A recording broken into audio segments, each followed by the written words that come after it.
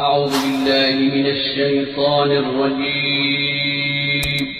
پناہ مانگتا ہوں میں اللہ کی شیطان مردود سے۔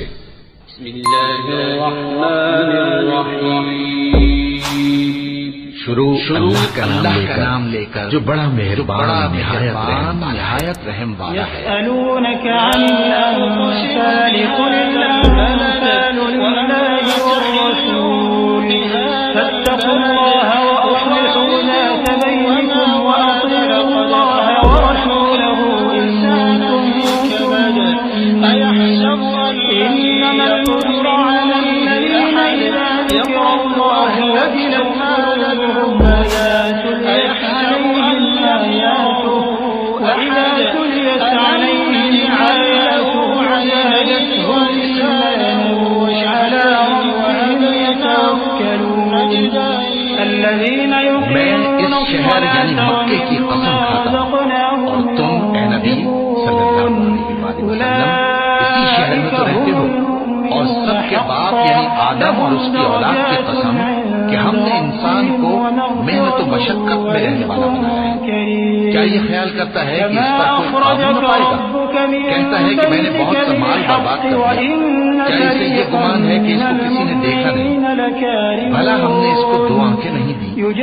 زبان اور دو ہونٹ نہیں دی، یہ چیزیں بھی دی اور اس کو خیر و شر کے دونوں رستے میں دکھائے۔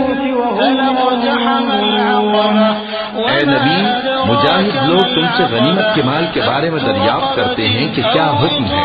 کہہ دو کہ غنیمت اللہ اور اس کے رسول کا مال ہے، تو اللہ سے ڈرو اور آپس میں صلح رکھو، اور اگر ایمان رکھتے ہو تو اللہ اور اس کے رسول کے حکم پر چلو۔ مومن تو وہ ہیں کہ جب اللہ کا ذکر کیا جاتا ہے تو ان کے دل ڈر جاتے ہیں، اور جب انہیں اس کی آیتیں پڑھ کر سنائی جاتی ہیں تو ان کا ایمان اور بڑھ جاتا ہے، اور وہ اپنے پروردگار پر بھروسہ رکھتے ہیں،